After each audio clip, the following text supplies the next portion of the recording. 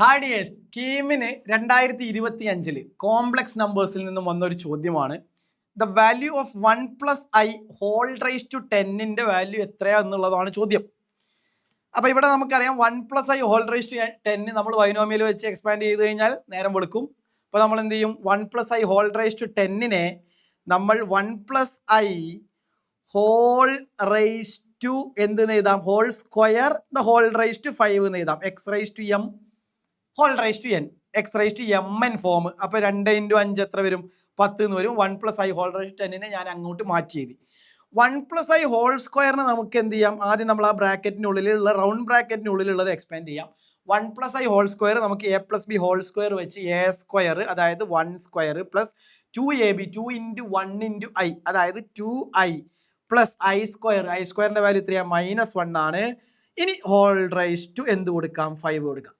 So 1+i 1+2i plus -1. അപ്പോൾ ഇവിടെ 1ഉം -1ഉം cancel ആയി പോയേ ബാക്കി വരുന്നത് 2i ആണ്. അപ്പോൾ നമുക്കിനി 2i ഹോൾ റൈസ് ടു 5 എന്ന് എഴുതാം. 2i ഹോൾ റൈസ് ടു 5 എന്ന് പറഞ്ഞു കഴിഞ്ഞാൽ ab ഹോൾ റൈസ് ടു 5 ആണ്.